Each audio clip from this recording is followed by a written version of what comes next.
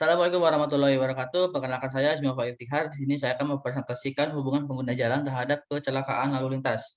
Di sini judul-judulnya yaitu faktor penyebab kecelakaan lalu lintas pada siswa sekolah menengah atas di Kota Samarinda. Dengan penulisnya yaitu Dina Luciana Setiawati, Ade Rahmat Firdaus, dan Nur Rohmah dari Fakultas Kesehatan Masyarakat Universitas Mula Warman. Untuk sumber publikasinya di sendiri saya sudah cantumkan di PowerPoint ini. Nah, untuk latar belakangnya yang pertama adalah tingginya kecelakaan oleh faktor human error. Bisa dilihat pada pamflet berikut bahwasanya 61% terjadi karena faktor human error. Dan yang kedua adalah yang tingginya angka kematian akibat kecelakaan lalu lintas di usia muda. Sumbernya itu dari National Highway Traffic Safety Administration.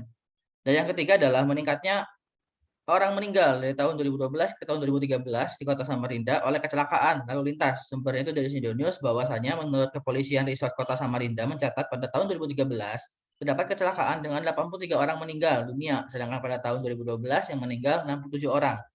Jadi tujuan penelitian ini adalah untuk mengetahui hubungan perilaku keselamatan berlalu lintas saat berkendara dengan kecelakaan lalu lintas pada siswa SMA di Kota Samarinda. Nah, dalam penelitian ini dilakukan di 9 SMA di Kota Samarinda sebanyak 315 orang dengan teknik sampling. Variabel dependennya yaitu kecelakaan lalu lintas, sedangkan variabel independennya dalam penelitian ini adalah perilaku saat berkendara di jalan raya. Berikut merupakan hasil observasi perilaku berkendara di jalan raya di Kota Samarinda pada tahun 2018. Nah, jadi hasil analisis uji statistik menggunakan Chi-square p-value kurang dari 0,05 sehingga apabila p-value yang terdapat di setiap penelitian ini adalah kurang dari 0,05, maka itu ada hubungannya antara independen dengan dependen. Nah, yang kemudian adalah hubungan memacu kendaraan saat lampu lalu lintas berwarna kuning dengan kecelakaan lalu lintas. Dan dengan p-value segini, maka ada hubungannya dengan kecelakaan lalu lintas. Hal ini sejalan dengan penelitian Wong 2010 menyatakan bahwa kesadaran pada kondisi lalu lintas dan rambu-rambu lalu lintas akan bisa menurunkan kejadian kecelakaan di jalan raya menurut Wong tahun 2010 tadi. Hubungan menggunakan alat komunikasi dengan kecelakaan lalu lintas. Jadi bahayanya adalah karena otak pengemudi dipaksa berpikir hal penting layaknya saat mengemudi sehingga konsentrasi menjadi terpecah. Nah, juga ada hubungan menelpon dan membaca SMS sama-sama ada hubungan erat dengan tingkat kecelakaan. Hubungan merokok saat berkendara dengan kecelakaan lalu lintas. Hal ini menunjukkan bahwa pengaruh rokok sebagai zat aditif dalam berkendara seperti penurunan konsentrasi.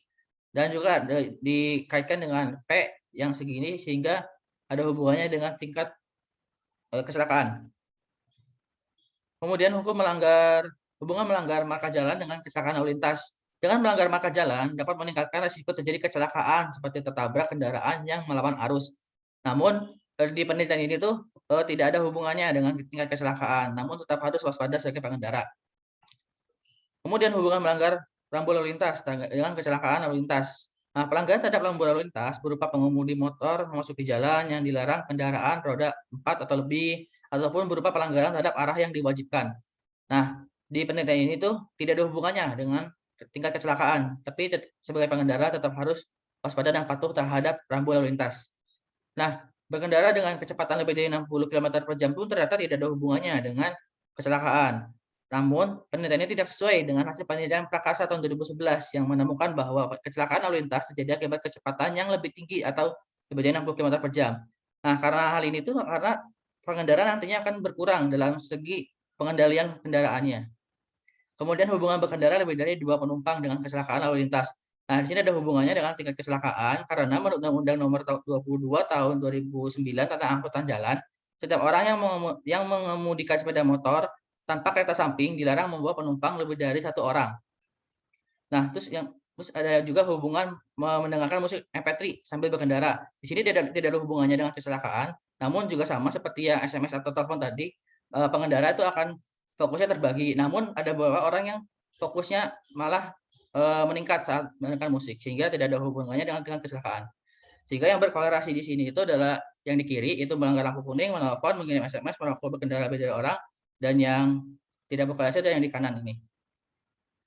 Sehingga kesimpulannya adalah dari penelitian ini sudah jelas bahwa faktor kecelakaan lalu lintas pada siswa SMA di Kota Samarinda diakibatkan oleh perilaku pengguna jalan itu sendiri, sehingga tiap-tiap pengguna jalan dihimbau untuk terus berusaha fokus dan taat dalam setiap berkendara.